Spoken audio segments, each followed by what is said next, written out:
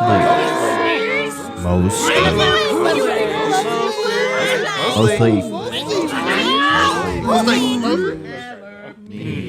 Hello and welcome to the Mostly Media podcast, where we talk media mostly.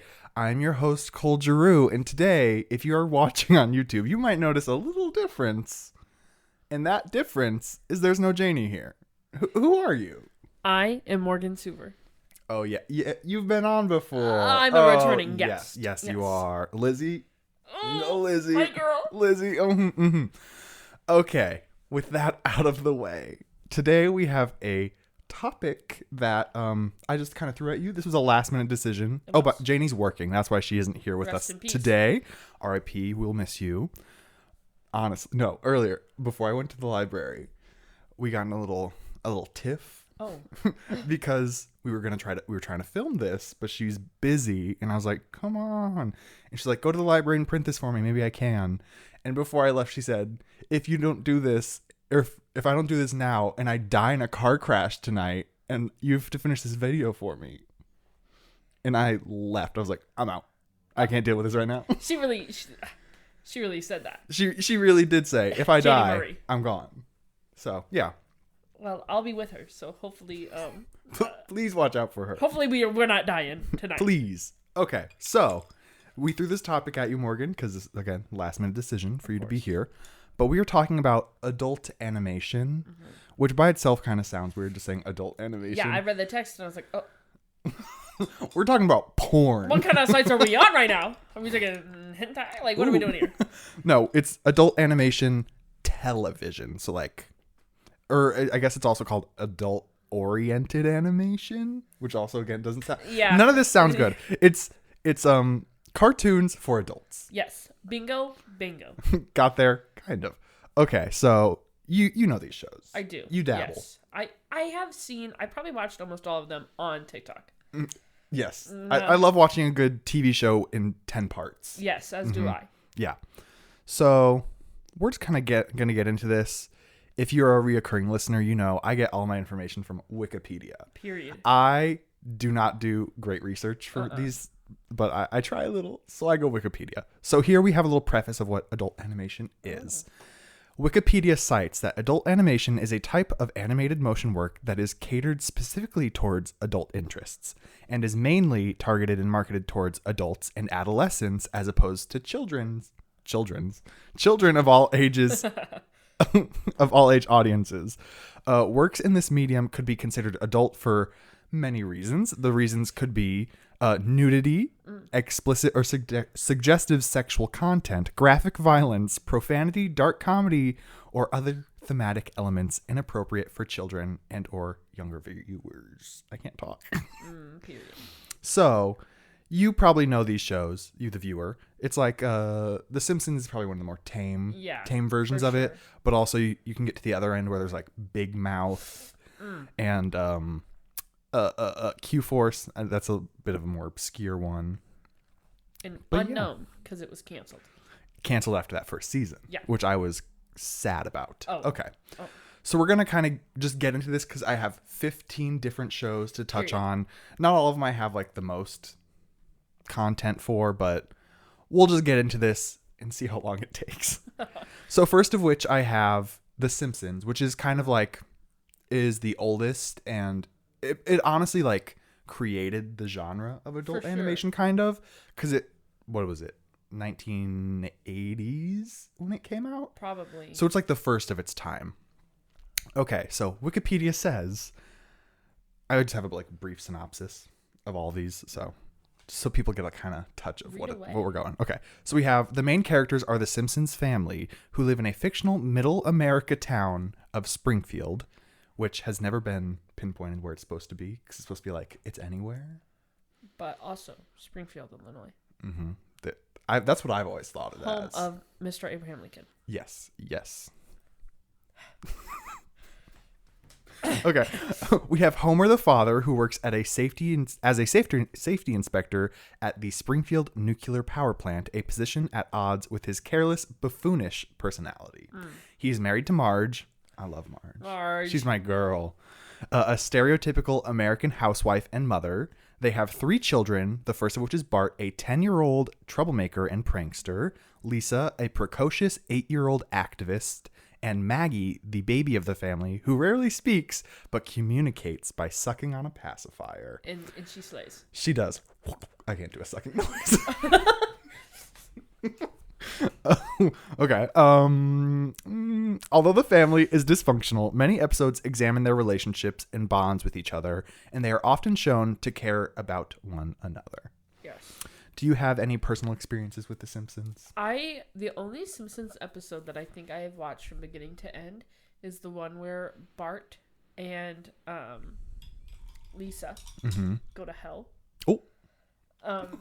And Bart is caught in the hallway without a hall pass, and they rip his skin off. Slay. And that's all I know. I would imagine that's a Treehouse of Horror episode because they have the Yes. Halloween episodes. Yep. Okay. Yeah. I've every 5 years I go through this phase where I'm like, I'm going to watch every season of The Simpsons because there's 34 Lots. currently. Lots. And so I always get to season 2, season 3 and I dip out. Oh. I'm currently halfway through season 2. So Oh. So it'll be ending soon. yeah. The Simpsons reign. Yeah, because I was watching it steadily for a week and now I just haven't. So I feel like that's a lot of the way with a lot of TV shows. Though. Yeah, I'll get interested and it's I'm done. I'm done. Yeah. That's how I am with Glee season 2. I need to start that still. You need to start that season. Morgan's I going to do. go back to college soon. I'll get there eventually. I'll get there. Okay. And then I have just a little touch at the end here. It's since its debut, in December 17th, 1989 is when it first came out.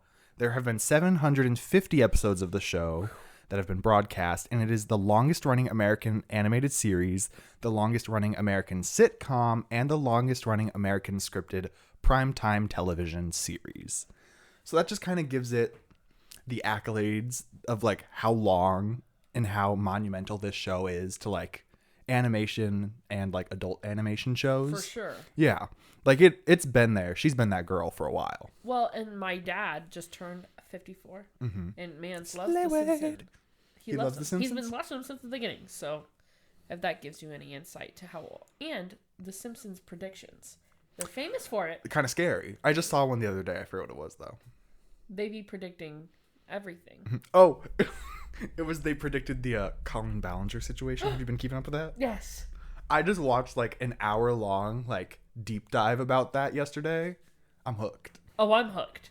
Mm-hmm. Put the ukulele down, Colin. Yeah. If you're watching, put it down. We used to be the Merfandas. Oh. We were in the trenches. We were down under. We were. Mm-hmm. Call us Australians. We were down under. We've changed our ways, though. Yeah, we do not support pedophilia or grooming. Very you heard true. it here first, folks. She's not a groomer. The only thing she's ever groomed is her 2 Persian cats, though. So.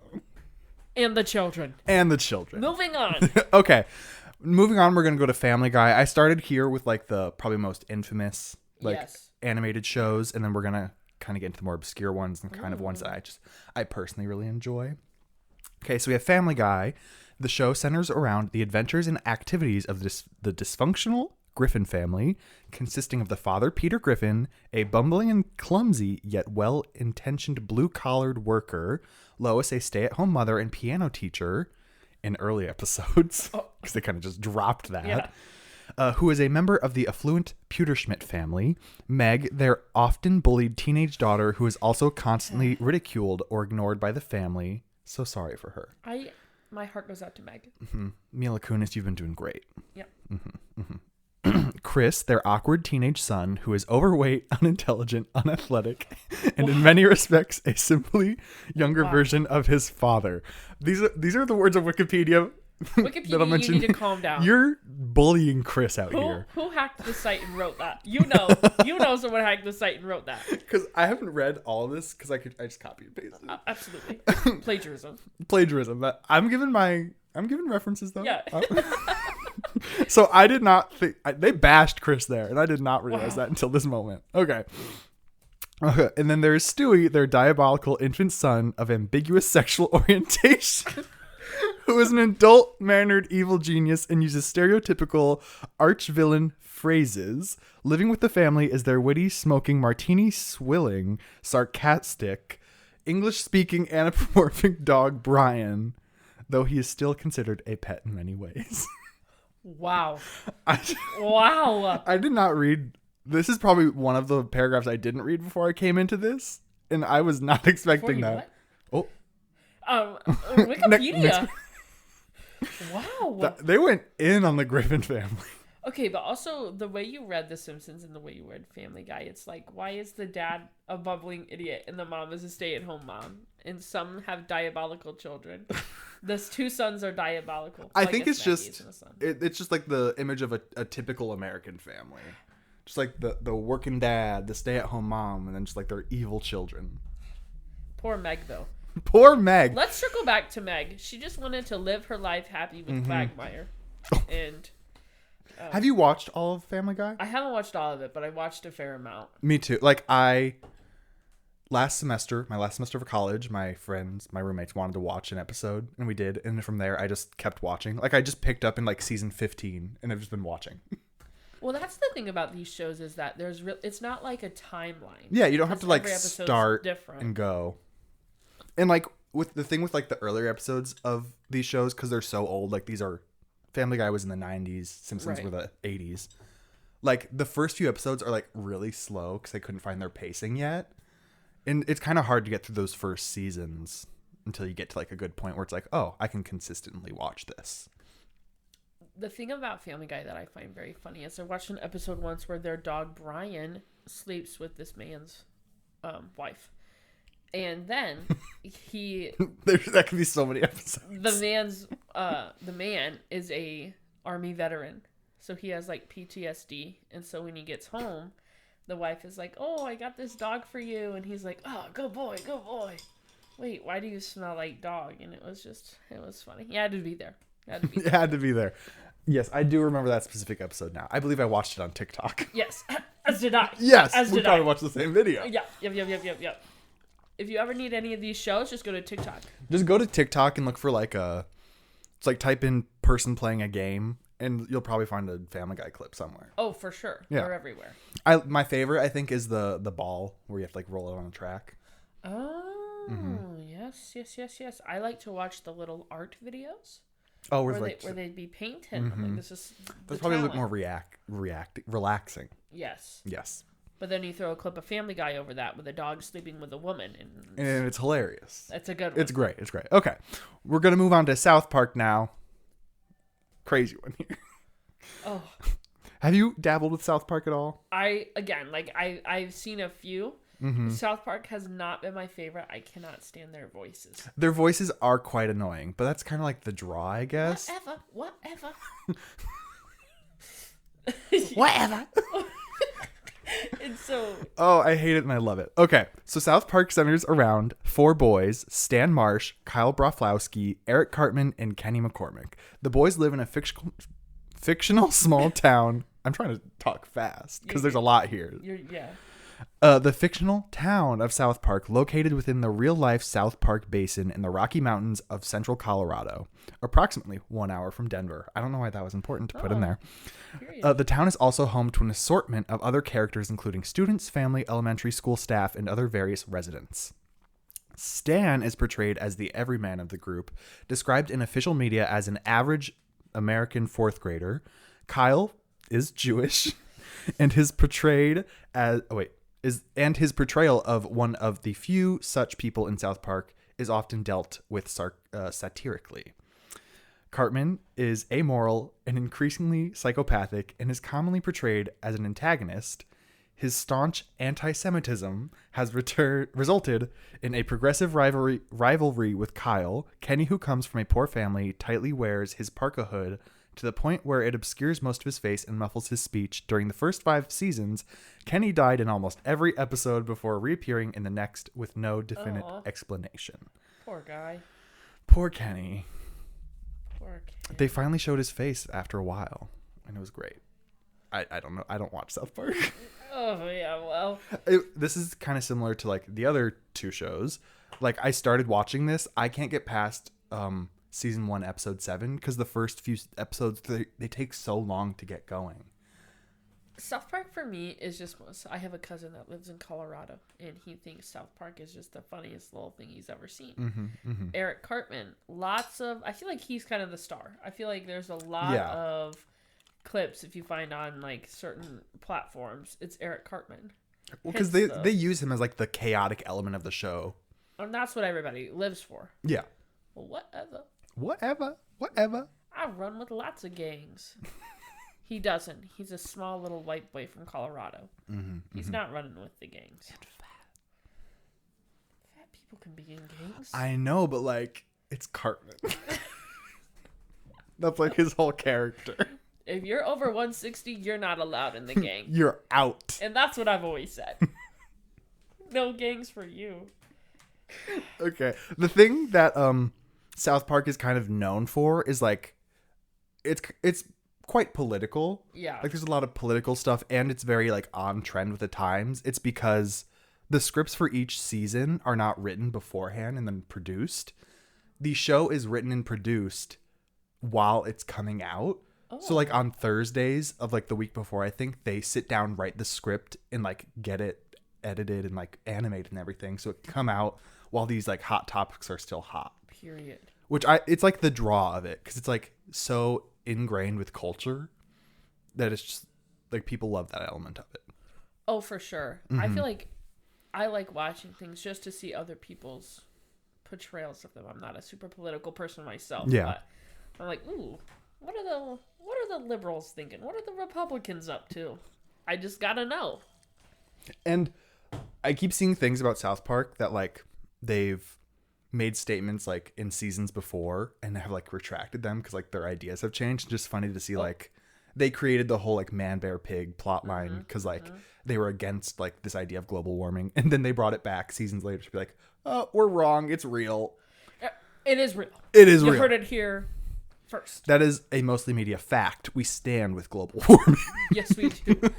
We stand against global warming. That's what I was looking for. We do not wish the world to be warmer. Don't get me canceled, Cole. Moving on. We have a bit of a controversial one lately. We have Rick and Morty. Rick and Morty. Rick Drew? Dad? Okay, so you might know the one of the creators of the show has recently come into heat. Justin Roiland. You know about this? I don't. Groomer. Pedophile. Colleen? I don't know if it's pedophile. I think he just actually assaulted someone. I don't really know. It's something of that sort. And he got kicked. He got the boot. From the Rick and Morty show. From the Rick and Morty show. And a different show. We'll get to that later, though. Okay, so you had no idea about that? I didn't know. It was like a big... Because, like, he voices both Rick and Morty. So, like, what are we going to do? Cancel the show. Honestly. It's had its run. It has... Pickle Rick is no more. No more. Thankfully. Back in the day when this first was coming out, I was a diehard Rick and Morty. Because, like, you know, season 3 is when the Pickle Rick thing happened. And it was, like, peak. That's when I was like, I don't know if I could do this anymore. All the incels are getting too much of this. So it's time to head out. But recently I've kind of regained... I've watched all of it now, years later. And I'm like, okay, it's all right. It's an all right. Yeah, it's a mid show. Like, it's good to put on just, like, dead brain. Just sit there. And you're watching Rick and Morty. You don't have to comprehend anything that's being said. There's a few points in some of the seasons where it gets a little deep. Not crazy, but it's like, okay, I can just, like, turn on for a second. And You're turned on by Pickle Rick? We're just gonna keep going here. Anyway. The show revolves around the adventures of the members of the Smith household, which consists of parents Jerry and Beth, their children Summer and Morty, and Beth's father, Rick Sanchez. We're gonna put a pin in that. Oh, well, who lives with them as a guest? We're gonna put a pin in that for a second. You know Brittany Broski. Oh boy, do I. She's read Rick Sanchez fan fiction in the past. Brittany! I just had to bring that up Brittany, quickly. If you're watching this. I hope. I wish. This is for you. This is for you, but what was that? I'm not going to judge you on your fanfic. I hit the microphone with my face. On your fan fiction Choices, yeah. But I saw you in the Barbie premiere, and I'll have your children. Anyway. Yeah, you're really slay. Okay. According to Justin Roiland, creator, who is now not the creator, I lost my place. The family lives outside of Seattle, Washington. Ooh. The adventures of Rick and Morty, however, take place across an infinite number of realities, with the characters traveling to other planets and dimensions through portals and Rick's flying saucer. Different versions of the characters inhabit other dimensions throughout the show's multiverse, and their personal characteristics can vary from one reality to another. The show's original Rick identifies himself as Rick Sanchez of Earth Dimension C-137, which is kind of controversial, in reference to his original universe, but this does not apply to any other members of the Smith household. For instance, in the first season episode Rick Potion number 9, after turning the entire world population into monsters, Rick and Morty move to a different dimension, leaving the original Summer, Beth, and Jerry behind. Yes. So it's very controversial. I hit the mic again. Which dimension, each episode takes place in, because it could be literally any dimension because it's infinite. So people aren't sure if we're still watching these same characters that were in season 1 episode 1 that are in season 5 episode 2. Yeah, I don't know how I feel about that. Yeah, it gets kind of complicated sometimes. Unless they specify in the episode we are from dimension C-137, you have no idea which one it is. I feel like they should start in the same dimension at the beginning of every episode and then travel elsewhere. That's what people thought it was going to be, but it's snowballed into something it's like how crazy. Phineas and Ferb. Quick sideball. Phineas and Ferb started at the house every day and built new inventions. That was the whole show. And yes. Ate it up. Me too. So. Did you see it's getting renewed? I didn't. It's getting renewed, I think, for another season. But they're old now. I don't know. Did you watch the episode of when they're adults? Wasn't that the last episode? I think so. I think I was a bit old for it at that time, but I believe I Finabella. still watched it. Finabella, and I'm always down for it. I watched that episode 3 days ago. 3 days ago? Yeah, Just that one episode? Yeah. Oh, okay. Maddie, my sister, made me watch it. She was the one who came on about Spirit. She's a nerd. Anyway. Love you, Maddie. I do. I love you. Have fun working at the library. We're just going to move on because we can kind of circle back to Rick and Morty in a few shows. Oh, all right. Next we have one that's been near and dear to my heart for a while now. I can't talk today. It's okay. We all have those days. For me, it's every day, though. Oh, period. It's every day, bro. Enough about Jake Paul. Next, we have Futurama. Do you have any connections with Futurama? I've never seen Futurama. I know there's a robot in it. Oh my gosh. You know Adventure Time? Yes. Jake the dog, same voice for that robot. Oh. And I love that. Sometimes I'll hear audios on TikTok and I'm like, is that Adventure Time or Futurama? I guess we'll never know. It's hard to figure out. It's hard. Okay, so Futurama. This one's a bit shorter, and I don't know why. It had the shortest premise of any of these shows on Wikipedia. The longest one was The Simpsons, because for each show it was it's a paragraph. Some had 2 paragraphs. For The Simpsons, it was 10 paragraphs split up into characters, area, plots. It was a lot. Breakdance. Okay. So Futurama is essentially a workplace sitcom, the plot of which revolves around the Planet Express interplanetary delivery company and its employees, a small group that largely fails to conform to future society. Episodes usually feature the central trio of Fry, Leela, and Bender, though occasionally storylines center on the other main characters. I feel like that didn't give the show justice. On Wikipedia, you need to step your game up for Futurama. In Futurama's run, it has been canceled 2 separate times. Oh. So its original run was on Fox. It got canceled after, I don't even know the seasons, because there's different amounts of seasons depending on how you count it. Because there's production seasons and then there's broadcast seasons. What is the difference? Production seasons is they produced these episodes as a season, but they broadcasted it as a different number. Interesting. So there's more broadcast, or there's less broadcast seasons than there are produced seasons. Because there was a whole season of 16 episodes that were split into 4 movies. Oh. So it's really weird. There's movies. Yes. So it got canceled from Fox after, I think, 4 seasons. I'm just going to say 4. Right. And then it got picked up by Comedy Central for a few seasons. Okay. But before that, they had the movies. And then it got canceled from Comedy Central. And now Hulu just picked it up. And it is premiering July 24th, the new season. Of this month.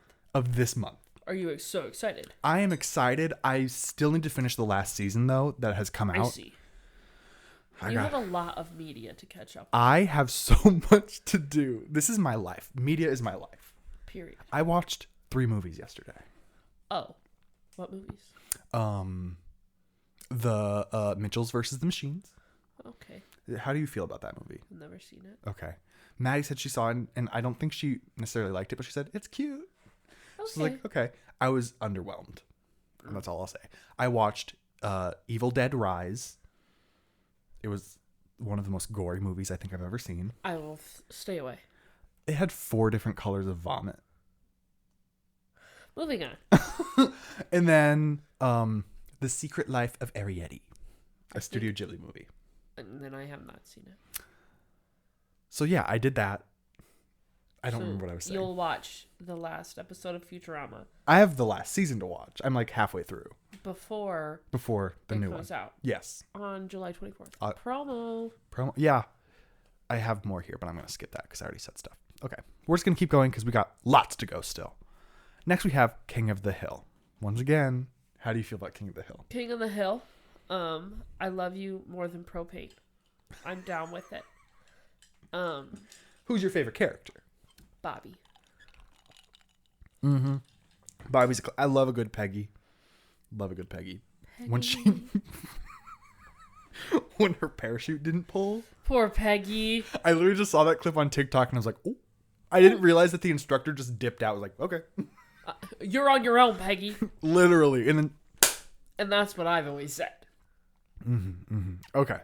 So King of the Hill is set in the fictional small town of Arlen, Texas. The show centers on the Hill family. King of the Hill. Hill family. King of the Hill. King of the Hill. Yeah. Headed by the ever responsible, calm, hardworking, loyal, disciplined, and honest propane and propane accessory salesman, Hank Hill. That was such a lovely little introduction. Like, why couldn't they do this for Chris? Why couldn't they do that for Chris? Chris got like Chris, you're fat roasted. and useless. Chris, you're fat, ugly, stupid. Hank, we love you. Sell that propane, baby.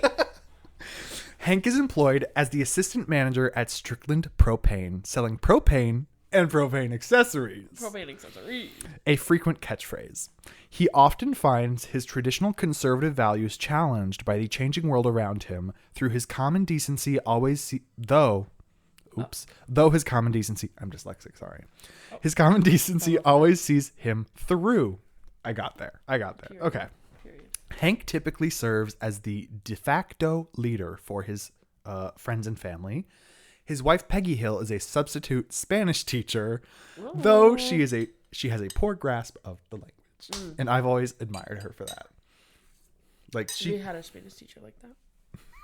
Which one? I'm young. I'm young and youthful still. You're not. You're not. Anyway.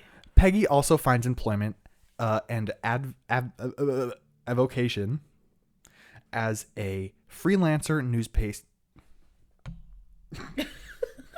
I heard your glasses clonk on that too. I can't talk. She finds employment and avocation as a freelance newspaper columnist for the Arlen Bystander, as well as a Boggle champion. Oh, period, Peggy. A notary public, a softball pitcher, and a real estate agent. A woman of many talents and gifts. She has so many hats. Except for skydiving. Dead. Not really. She is confident frequently to the point of lacking self-awareness. Hank and Peggy's only child, Bobby Hill. Bobby Hill. That's my purse! I don't know you!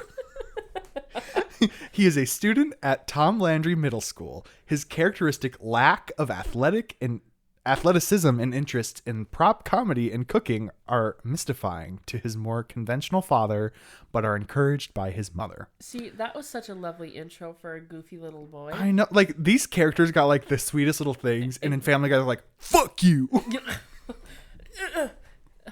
Poor Meg. Meg, Anyway. I feel like they did Chris dirtier than they did Meg. Well, Meg did her time. She was in the trenches in that show. They wrote her character to almost be have farted sex with Quagmire. You think they're hyping Meg up? Never. No, they never be. And I do feel bad for her. Okay, next up we got American Daddy. A series focuses... Oh, not Siri. My Siri went off. The series focuses on the eccentric upper-middle-class Smith family in a fictionalized version of Langley, Virginia, and their 4 housemates. Father, husband, CIA agent, Republican, and breadwinner Stan. Period. His wife... His wife and homemaker / housewife Francine, their liberal hippie college-age daughter Haley, and their dorky high school-age son Steve. There are 4 additional main characters, including Haley's boyfriend and later husband Jeff Fisher, the family's unusual goldfish Klaus, who has the brain of an East German athlete, Roger the alien, who is a flamboyant, hedonistic, self-serving master of disguise, and Roger's ex-tumor son, Rogu. I don't know that last one. Ex-tumor son. What does that mean? Ex-tumor son, Rogu? That's a pasta sauce. They're going to try and tell me that's a character. No. Pasta sauce. For some reason, when you said pasta sauce, it didn't click in my mind. I thought creepy pasta. And I was like Rogu's a creepy pasta? Like ragu? Yeah, I got there. I got there. So I haven't watched any of the Rogu X Tumor. Yeah, I'm not sure what's up with that. I don't know. I'm sorry to this man, but I do not know. Get back in the jar. What? The pasta sauce jar! I forgot there's a table behind us now. Sorry. Don't you dare knock Sue Sylvester off. Wait, oh, my gosh. You can kind of see the wig on top of my head. It looks like you got 2 hairs. Just 2. 1. Just 2 little... I just show up and it's just 2 little sprouts on my forehead. Call you Homer Simpson. Oh, period. Period. We're just going to move on from American Dad. Next we have Big Mouth. Big Mouth. Big Mouth.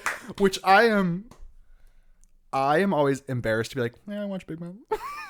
I watched Big Mouth because I knew my mom didn't want me to watch Big Mouth.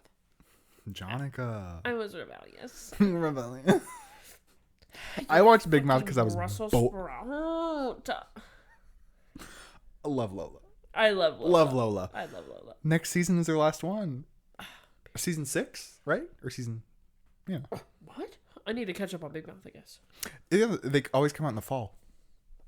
I'm on it. I'll have a Big Mouth little thing. When I first read the synopsis of the show, I was like, oh boy. Mm-hmm. In for a while, right? What am I going to get into? Yeah. Little cum monsters and life's Jizz just crazy. demons. Yeah. Like, I watched season 1, and I was like, okay, this is an interesting show. It's a bit weird. And then I had to watch the rest because I was invested. You were. It's not like I love this show so much. It's so good. I'm just invested with the characters. Yes. Lola, she makes my heart turn. She does not get enough screen time anymore. Then what's the point? Like, season 3, season 4, I think, is when she was, like, prime Lola. Season 5, I think, is the one that just came out. I feel like she could have done more. Poor Lola. I could be wrong. They could be on season 7 now. I don't know. The writers just are not eating her up. No, they are And they not. should be. Which is weird because the head writer is her.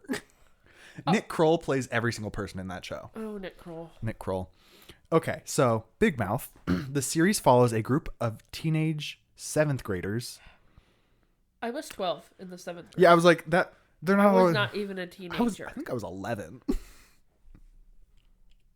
I don't know how old I was. I was young in my class though. This was summer birthday. I had a late summer birthday, so I was like the youngest. August. Taylor. Wait, is that what you were talking about? No, Oh. You were just singing the month song. I was. February. Moving on. Teenage seventh graders, including best friends Nick Birch and Andrew Glauberman, Yes. I hate Andrew. He annoys me. Hate him. As they navigate their way through puberty with struggles like masturbation and sexual arousal, all in the Westchester County suburbs of New York. Acting as an over-sexualized shoulder angels are the hormone monsters, Maurice, Connie, the hormone monstress, and Mona. Connie. Throughout the series, the kids interact with people and objects who are often personified and offer helpful yet confusing advice in their puberty-filled lives, including the ghost of Duke Ellington, a French-accented Statue of Liberty, a pillow capable of getting pregnant, a capsule of Adderall, and even Jesse's own vulva. Oh. They seek out their destiny as puberty changes them mentally and physically. Now, personally, when I was in the 7th grade, I was trading Beyblades. So I cannot really say much about my experience as a 7th grader. I can say I did not have a hormone monster on my shoulder. Did you? I can't remember anything past sophomore year of high school. So, but I know for sure I did not know what puberty was in the 7th grade. Well, not all these little children will, given they can just watch Big Mouth. Don't let your children watch Big Mouth, for the love of God. Oh, but you know there are parents out there who do not have their children's Netflix accounts. Get them a kid's account. Get them a child's account, Mary. Put them on Bluey. Get them Bluey. And get them The Simpsons. That's the most tame thing on this list. Don't give them Big Mouth. I shouldn't have been watching Big Mouth, but I ate it up. I was a crisp 19-year-old watching Big Mouth, and I was like, I shouldn't be watching this. I felt dirty, actually. But some little kid probably would. Just saying. Okay, to group this in with Big Mouth, we have another show. Do you know about Human Resources? I don't. It's the spin-off, and it's all about the monsters. So, Goody. Human Resources is a workplace comedy set in the world of the monsters from Big Mouth, in which the monsters are assigned to a group of human adults as their representation of feelings. I think it's so much better than Big Mouth. Oh, period. It's so good. And then that was another little brief synopsis. So I have a list of all the monsters, or most of the monsters that have been seen in Big Mouth and Human Resources. Okay. So I'm just going to go down the list. We have hormone monsters, love bugs, hate worms, logic rocks, ambition gremlins, addiction angels, need demons, Keith from Grief, empathy owls, shame wizards, anxiety mosquitoes, and anxiety armadillos. Depression kitties, gratitoad, the menopause banshee, and the self-harm walrus. That's why walruses are my favorite animal. Morgan. I'm kidding! So as you see, we have a colorful array of characters to watch in this show. Yes. I'll put you on Human Resources. Put It is me on good. it. It is the better half of Big Mouth, I would say. Sometimes with Big Mouth, I did find some jokes a little distasteful. Very true, yes. And don't get me wrong, I get down with a little sexual innuendo for sure. I love a good distaste. But the cum sock was just a little bit too much for me. I think I blocked that. It was just a little too much. Wait, And that was like in the first season. when he threw him in a dumpster? Yep. Oh, yep. And then they thought he was a murderer. Yep. Yep, that was a bit much. I was just like, let's tone it back a little bit, creators. They have these 7th graders 7th graders doing the most. Like, you were trading Beyblades. I don't even know what I was playing with Legos. Yeah. Like, well, still am. can we not can we not give them a Lego set to do in this show? Like, just a solid 30 minutes of them just click. A Lego set of a penis. That's what they would do. So they could learn anatomy. I'm all about learning. You know, Me you too. gotta know the resources. You gotta know what you're up against. Like, I wish I would have had a good sex ed class in the 7th grade. Yeah. Instead, I had to sit down with a pastor and say the word penis in front of him. Are you for real? I'm traumatized. Wait. Are you okay? Do you need professional therapy? Yes, but I'm good. I'm gonna need a backstory on that at another time. Yeah, we'll just keep going here, and we'll get back to that later. Off mic. As I'm reading, I do not know the next 3. Okay. These next 3 are like goated. Oh, we have 1, 2, 3, 4. We only have 5 more. We've been through 10. We have 5 Where's more. Bob's Burgers? Oh, wait. Oh. 6. Well, wait patiently. I had to save it for the last. End on a big note. Superior. Okay. Next, we have Inside Job. Another controversial one. Canceled. Canceled. It's not controversial, I would say, but it did get canceled. Why? Everybody wants to know. This is the show I've seen on this list that has been canceled. And everybody's like, where is it? Why was it canceled? Oh. I think it was because it just didn't perform as good as they wanted it to. It's a Netflix original. And it is really good. Okay. Is it about men? Because they never perform the way I want them to. Inside Job is a workplace comedy set in a world where many conspiracy theories are real. It is centered on an American shadow government organization called Cognito Inc., which is one of the 6 organizations that control the world, the others being the Illuminati, the Atlanteans, the Reptoids, the Catholic Church, and the Juggalos. The Catholic Church. Period, though. The Catholic Church does run a lot. Hashtag the Those little boys. Oh. Saying penis. It was Lutheran. Oh, yeah, I forgot you went to St. Paul's. That's where it happened. I was like... We have to cut. Anyway. Okay. The series follows a team led by... That was Janie. A team led by a tech genius and her new partner as they work in the organization alongside reptilian shapeshifters, a human-dolphin hybrid, and a sapient mushroom from Hollow Earth. What? I think I have seen a clip of this show. It's pretty good. Like, I think it's quite good. Okay. So some of the conspiracy theories that some of the episodes like center around are JFK's assassination, Starting big. reptilian shapeshifters, flat Earth, the moon landing. Lizard people are real. Mm-hmm. The person on the plane. That motherfucker back there is not real. Lizard people are real. One of my favorite podcasts, the Lizard People podcast. Period. It's all about conspiracy theories. It's so good. You need to watch it. I'm on or it. listen. It's good. It's I'm good. on Okay. The Stone Ape Theory and the Mandela Effect, along with many others, but like those are kind of some of the episodes that center around it. I think it got canceled after 2 seasons. I think there's like 19 episodes total, but it's so good. Like, I'd recommend it. Is it streaming anywhere or is it just gone? It's on Netflix. Oh. It's a Netflix original, so it's going to be on Netflix for like ever.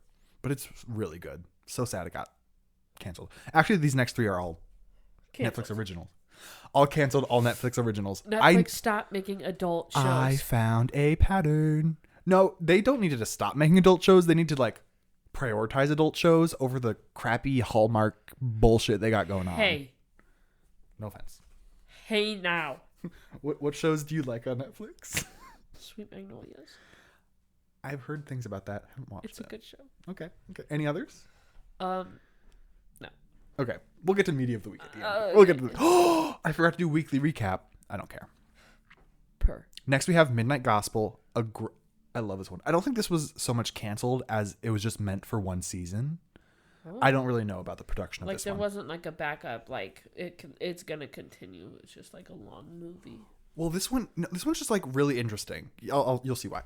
Okay, so the Midnight Gospel revolves around a space caster, or like a podcaster just in space. Oh, perfect. Yes, named Clancy Gilroy, who lives in the Chromatic Ribbon, a membranous tape-like planet situated in the middle of a colorful void where simulation farmers use powerful bioorganic computers to simulate a variety of universes from which they harvest natural resources and new technology. That's a mouthful. I understand that's a lot to take. Oh, that's a lot to take in. I can understand that. That was a lot thrown at you all at once. It's okay. I can read. Okay. Each episode revolves around Clancy's travels through planets within the simulator, with the beings inhabiting these worlds as the guests in his interviews for his Spacecast. These interviews are based on actual interviews with real audio derived from Trussell's podcast, The Duncan Trussell Family Hour. The episodes typically end with an apocalyptic event from which Clancy barely manages to escape. Oh. So, This show is so good because it wasn't like they planned these episodes and filmed for it. I think there was a few parts where they probably had to like film some audio for it.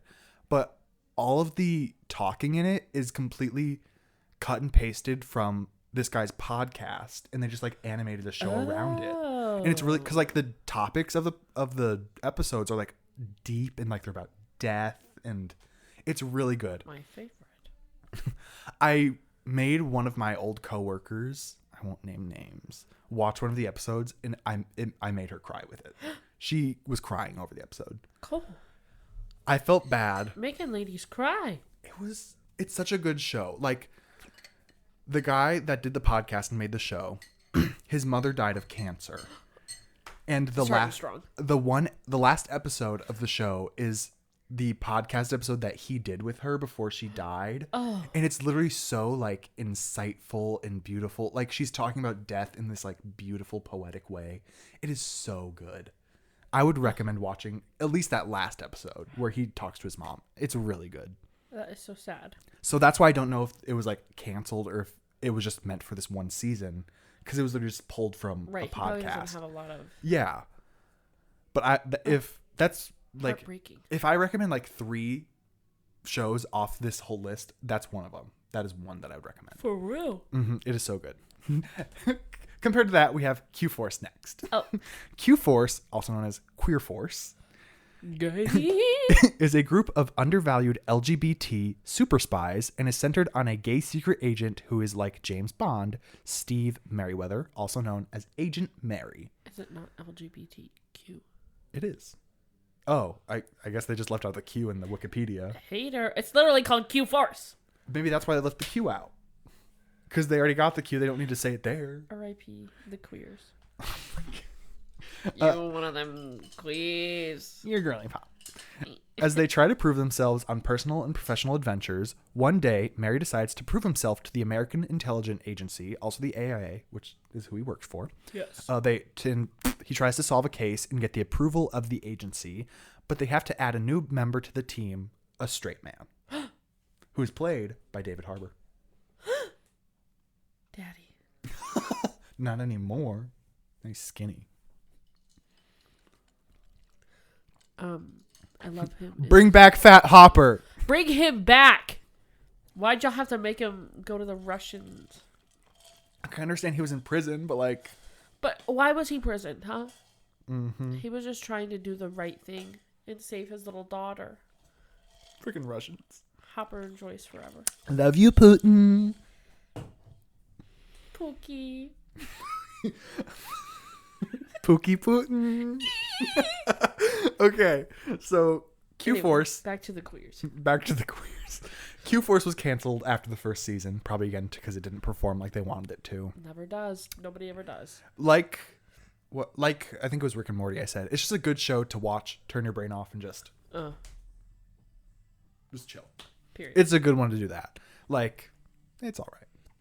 It's okay. It's mid. It's mid. It is. Okay. Next we have Solar Opposites. Have you heard of this one? I don't think so. This is, again, made by Justin Roiland. Circling back to Rick and Morty, like I said earlier. The rapist? I think so. I don't know. I don't remember what he did. He did something bad, and I don't like that guy. I think I did something bad. Why that feels so good. Okay, so Solar Opposites centers around Terry, Corvo, Jesse, and Yumyalak. Okay, so again, we're gonna put a pin in this for a second. Yumyalak is played by a guy who, do you know the Goldbergs? Yes, sir. I used to watch the Goldbergs so much. The youngest, Adam reminds me of Wyatt. Yes, I've always said that. Adam is Wyatt. The guy that plays Adam plays Yumyalak. Yumyalak. Mm-hmm. Okay. The guy from Rick and Morty has been awaiting trial charges of corporal injury, false imprisonment by menace, fraud, violence, or deceit against women. And I don't like him. Whore. This is the one instance where it's okay to slut shame. Slut shame bad people. Slut! When Emma slut shames Will in Glee. You're a slut, Will. And he is down with Will Schuester. He was down bad, and he can go to hell. And Matthew Morrison, you know what you've done. Not even Will Schuester. Matthew Morrison, you go. You are grinding up against high schoolers. Gay. Anyway. Okay, solar opposites. A family of aliens who crash land on Earth and are forced to stay there, often disagreeing on whether this is a good thing. The family comes from the planet Schlorp, an advanced alien world that sent out 100 ships to colonize new planets shortly before its destruction. The show features parallel storylines, the most prominent of which a society of humans shrunk down by the replicant Yemulak and imprisoned in the terrarium known as the Wall. Starting in the third season, another storyline follows a group of intergalactic corrupt alien officers known as the Silver Cops that routinely arrest and brutalize Schlorpians fleeing from the destruction of their homeworlds. Sounds like America. Them pig cops. Period. Okay. I honestly don't think what I said there really gave justice to the show. It's yeah, good. I do not understand. Yeah. But that's okay. If you watch the episode, literally the intro just explains everything. And it's like, okay, now we're just having a fun time. I will say Solar Opposites is the better, kind of like Human Resources to Big Mouth. Solar Opposites is the better version of Rick and Morty. It came after and it's better. Okay. And the way that they're going about, because like they can't use Justin Roiland's voice anymore, and he voiced Corvo from the show. The way they went about it is he got his throat got slit, I think, or he got hit in the throat, and his voice didn't work anymore. So they used the voice changing ray, and now he has a British voice. To that British man voicing him, saving the day. Thank you for taking the job of a terrible man. Thank you. We support the Brits. We support the Brits. What? We're going to move on to the last two. So good. She can stay. The Hydro Flask. Okay. Flaccid penis. Moving on. Sorry. And Brittany Broski. Love you. Moving on, we have BoJack Horseman. Do you know BoJack Horseman? I do know BoJack Horseman. Have you watched all of it? I have not watched all of it. How much have you watched? Like 4 episodes. You stopped before it got good. We'll get into it. Okay. BoJack Horseman. The series is set in an alternate world where humans and anthropomorphic animals live side by side. This is the only thing in my life where the word anthropomorphic has been said so many times. Honestly, I don't think I've ever used this word so many times in my life. Oh, here we go. Anyway. Okay. Taking place mostly in Hollywood, the name is changed after the D is stolen from the Hollywood sign. BoJack Horseman is the washed-up star of the 1990s sitcom Horsin' Around, which centered around a young bachelor horse trying to raise 3 human children who had been orphaned, now living in relative obscurity in his Hollywood Hills mansion. BoJack plans a monumental comeback to celebrity relevance, with a tell-all autobiography to be written by ghostwriter Diane Nguyen. At the same time, he deals with his addiction to alcohol and other drugs and the resulting recklessness. BoJack also has to contend with the demands of his agent and former girlfriend, Princess Carolyn, the misguided antics of his freeloader roommate, Todd Sanchez, and his former rival, Mr. Peanut Butter. Mr. Peanut Butter. Mr. Peanut Butter. Knick-knack, paddywhack, give a dog a bone. Ruff. Sorry, I just had to make sure we were still filming. No. We're still recording. Now, wouldn't that just been terrible? I would have killed myself. Oh. Period. So, BoJack Horseman. Again, if I had 3 shows to recommend off this list, this is the second. What's the first? The first was Midnight Gospel. And then what's the third going to be? We'll get there. BoJack Horseman is so good. It starts off really goofy, silly, the first few episodes you watched. It gets really deep and has like a very good through line through all seasons. It's so good. Like, I would recommend it highly. This is, again, a Netflix original that did not get canceled. ASMR. And this synopsis I gave, this is kind of just like the first season. Yeah. And it starts off so silly because when they started it, they did not know where it was going to go. Oh. They just started in a really goofy area, and then it got like so deep and serious by the end. Highly recommend. That's what I actually love about media is you see how it progresses into fitting into like the little holes that it is. Like the pilot episodes are always just so like. I will say the only pilot episode that I've ever watched and been like, this is what the show is Glee. Yep. That pilot episode of Glee is the best pilot I've ever seen. So I good. would also say Stranger Things. That is good too. I loved Stranger Things. It is I love that quite show. good. It's my favorite show. We'll bring you back when the next season comes out. And then we can do a full series synopsis. Period. Because it's the last season. BoJack Horseman. I'll take a watch. Okay. Lastly, you can see I did the most here for the show. Period. For Miss Bob's Burgers. Oh, I said it before you started drum rolling. That is okay. I love Bob's Burgers. Love it so much. Okay, we'll just get into this. The animated series centers on the Belcher family, which consists of Bob, his wife Linda, and their children, Tina, Jean, and Louise. Please. The family runs a burger restaurant. This is your family. What? You're Louise. I am. Wyatt's Jean. Maddie's Tina. It's your family. It's my family. Oh my gosh. My dad is kind of quiet and reserved. Wade. AKA And slightly Bob. bisexual.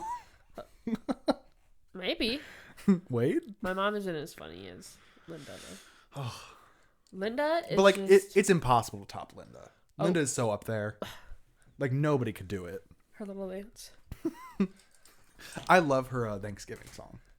Linda! Anyway. Wait, no. I like her Thanksgiving song, but I also love running down the gutter with a piece of bread and butter, diarrhea. Diarrhea. That's a good one. That's a good one. When she got arrested. There's like so many instances What's from the she show doing? you can name. It's so good. Linda. The family runs a burger restaurant, Bob's Burgers, on Ocean Avenue in an unnamed New Jersey seaside community, informally known as Seymour's Bay among the writer staff. So I guess it's never been named, but the writers have named it Seymour's Bay. Suddenly Seymour. Episodes typically follow the family's experiences running the restaurant, interacting with the eccentric members of their community, and navigating being a working class family and business owners.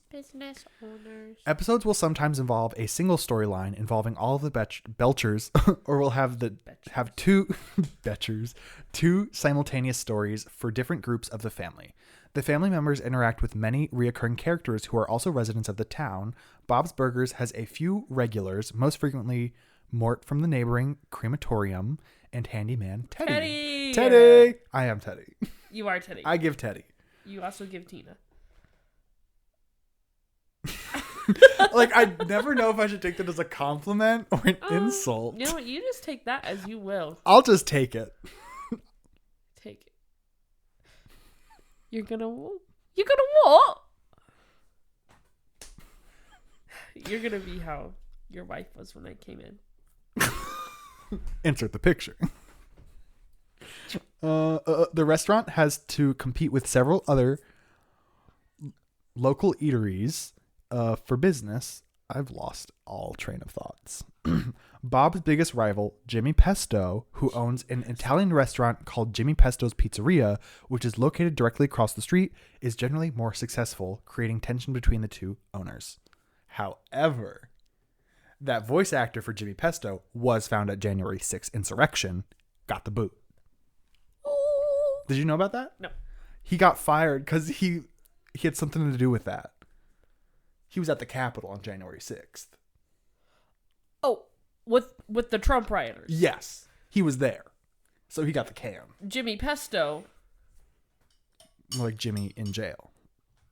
Yeah, I was trying to think of a Yeah, I couldn't think. Jimmy Pesto, Jimmy prosecuted. There, we got there. We did it. Period. Okay. As well as assisting in the restaurant, the Belcher children also attend Wagstaff School. Several episode plot lines involve the children's escapades in and out of school. 13-year-old Tina, at the beginning of adolescence, struggles with her attraction to boys. The most common target of her affections is the Pesto's young eldest son, Jimmy Pesto Jr. 11-year-old Gene strives to be a musician, very often carrying a keyboard and noodling with it. Noodling. I've never heard of that. I Noodling? don't know what noodling means. I don't know. Okay. 9-year-old Louise is the scheming troublemaker seeking revenge, riches, or adventure. Often dragging her siblings along, she puts on a face of fearlessness but is still afraid of some things, such as the dentist. We love her. And me, we're the same person. Like this. Truly, truly. My fingers are intertwined. And I'm honored. I love Louise.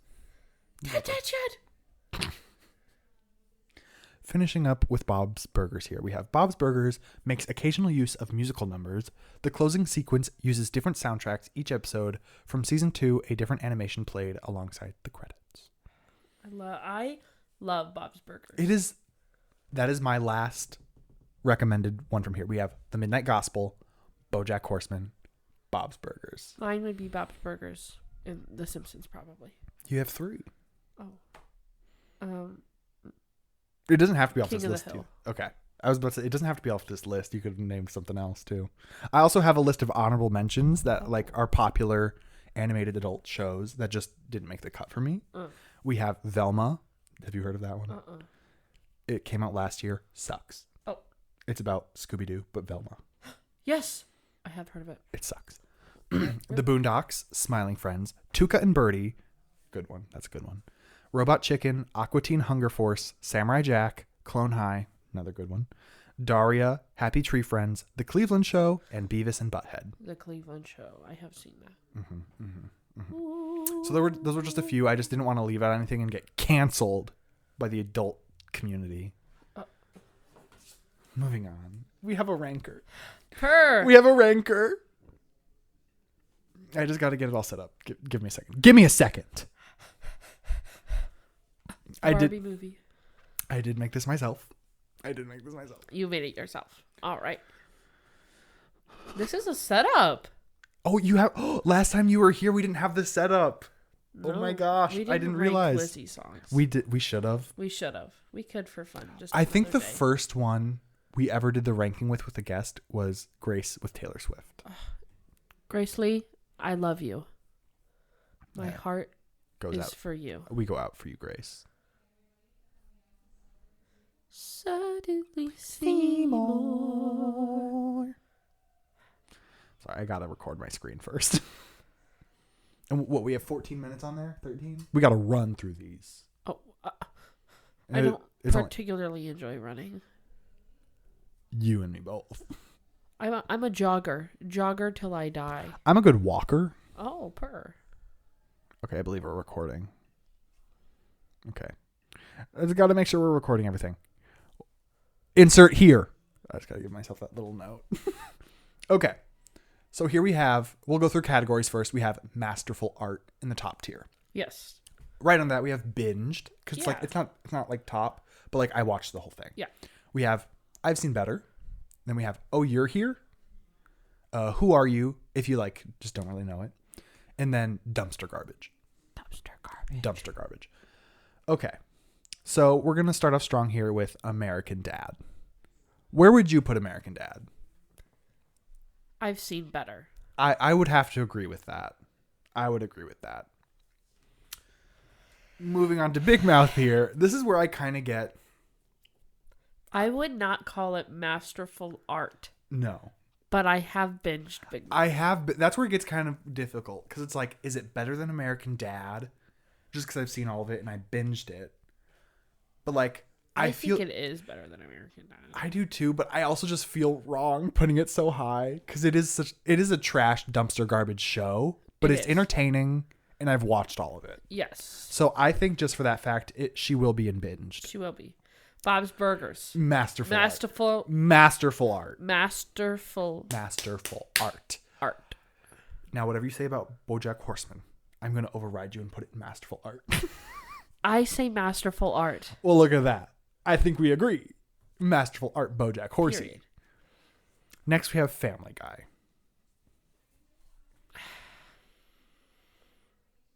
Binged, or I've seen better. Yeah, Or, oh, you're here.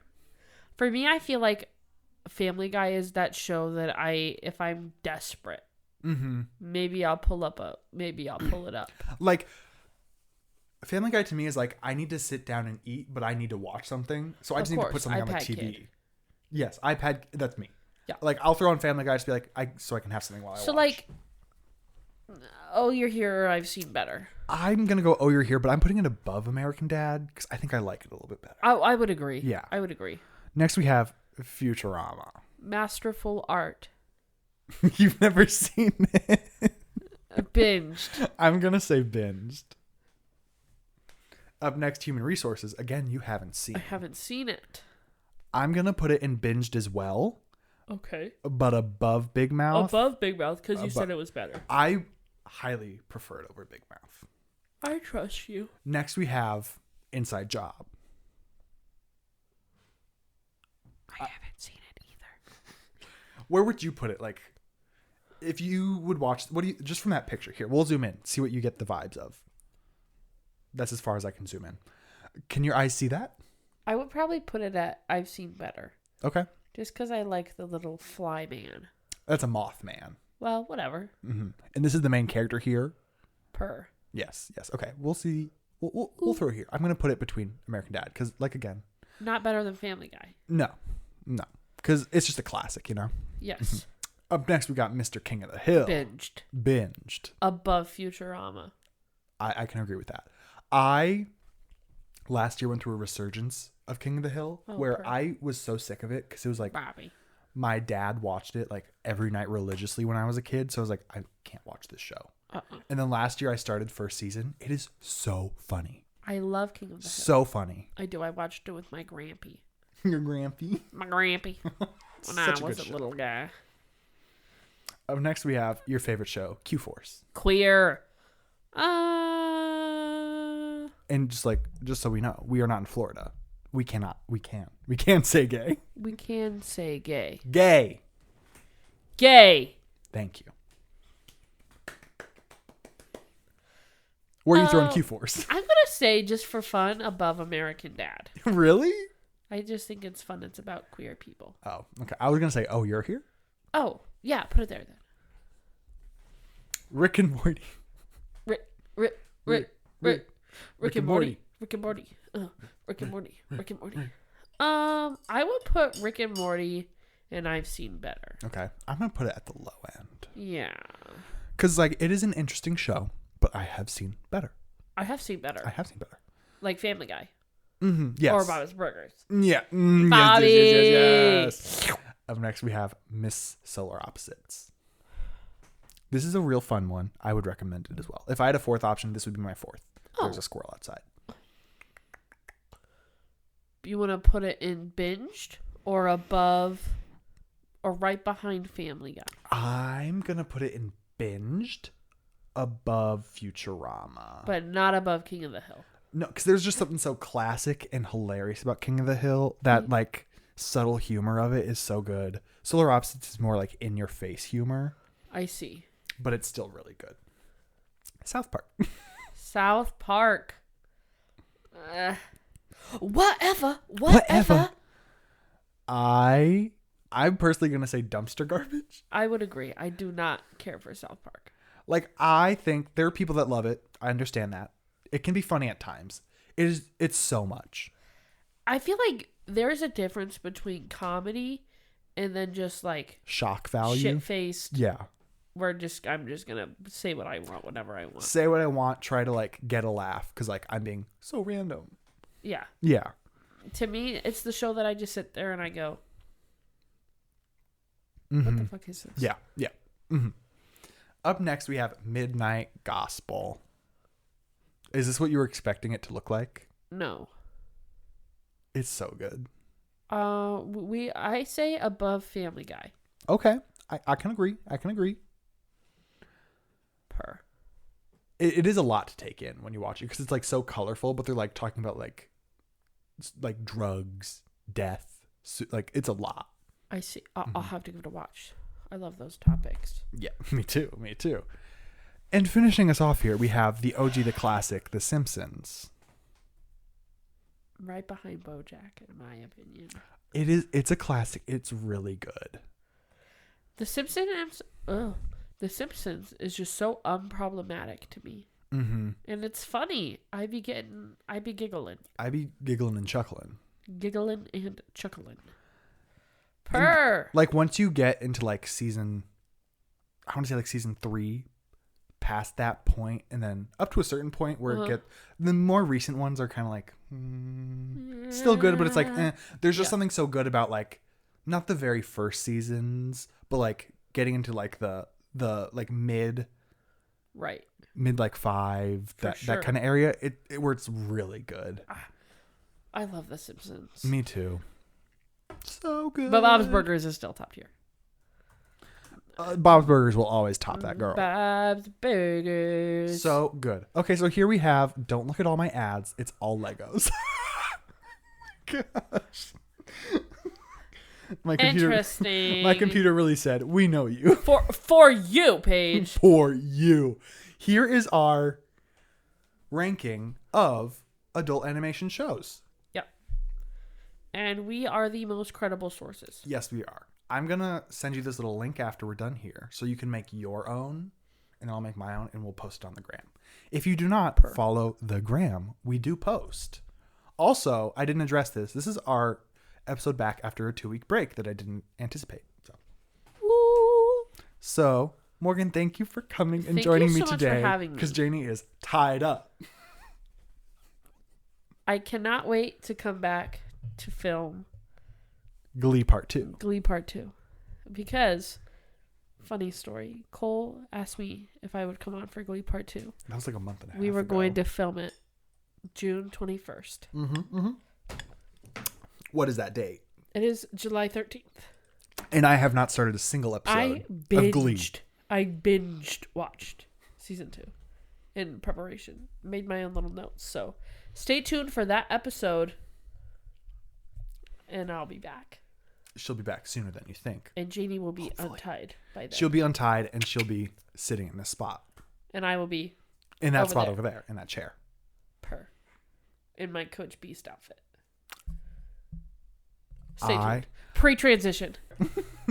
This has been the Mostly Media podcast. We talk media mostly and adult animation, but not the pornographic kind. Because we're not icky. No. Thank you for watching. Bye. Toodles.